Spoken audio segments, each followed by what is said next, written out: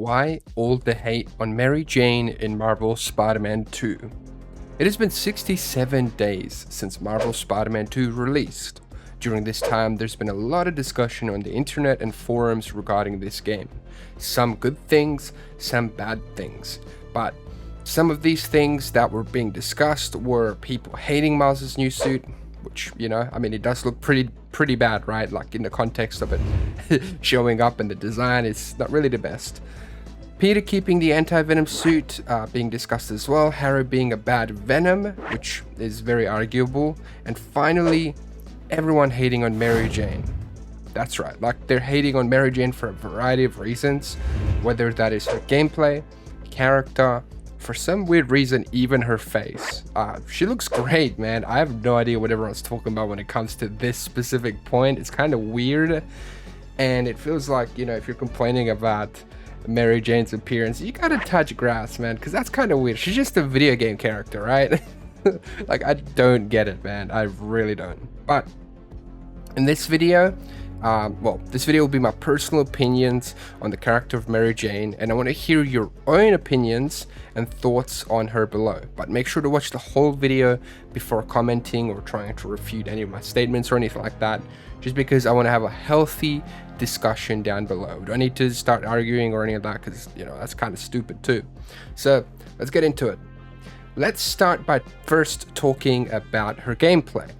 In Marvel Spider-Man Remastered, Mary Jane had stealth sections that had her obtaining information and even taking out some Sable guards, right?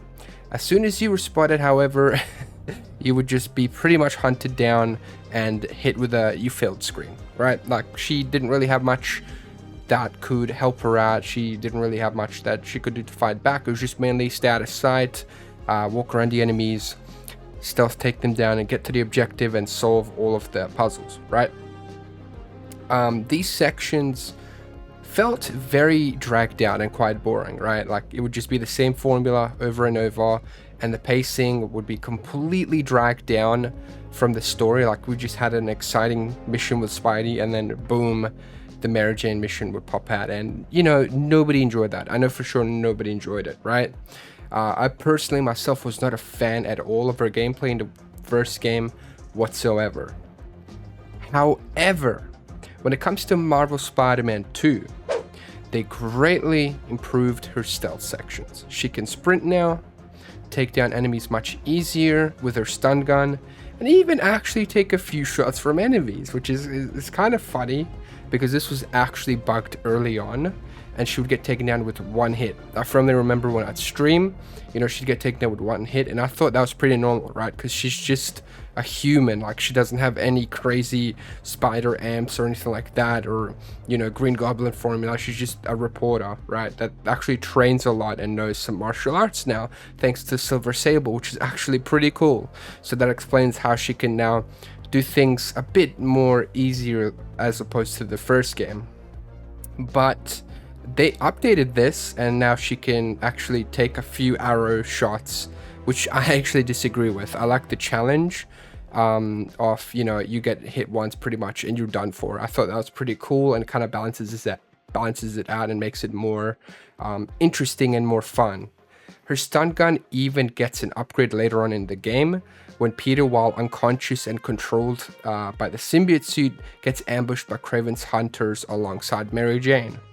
This upgrade comes along in the form of a web shooter attachment that lets you web enemies up, which is neat. And also way later on in the game, during Act 3, I feel like Mary Jane kind of goes completely out of character, in the sense of she's really, really overpowered. She's able to hold off like hordes of symbiotes. Now, in the gameplay section where we're avoiding symbiotes, that's more so fine. We're able to use sonic gadgets and things to kind of defeat them. But during Act 3's like final mission, where Venom, Miles, and Peter are fighting, and they're trying to keep Venom away from the reactor, she's able to just absolutely take down every single symbiote. And that's the thing, they're just coming and coming and coming. There's like so many symbiotes there, so that bit there kind of feels kind of unrealistic, and that is my one big complaint about the whole thing. But for the most part, the gameplay is just completely fine, and Mary Jane Mary Jane's just a fine character in this game.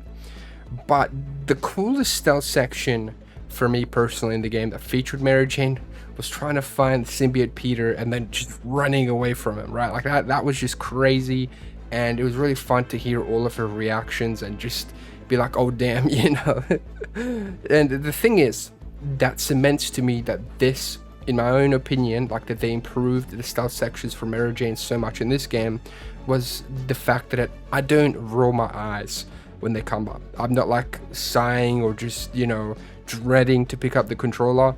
If anything, I'm looking forward to it. I just speedrun it and have fun with it, right? Like that's just it. You just speedrun it and boom. And then here's the other thing. When New Game Plus comes out, you'll be able to skip this. You'll be able to choose missions.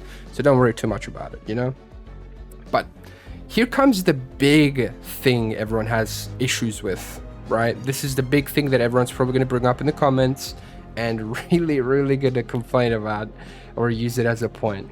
In a cutscene in Marvel Spider-Man 2, right?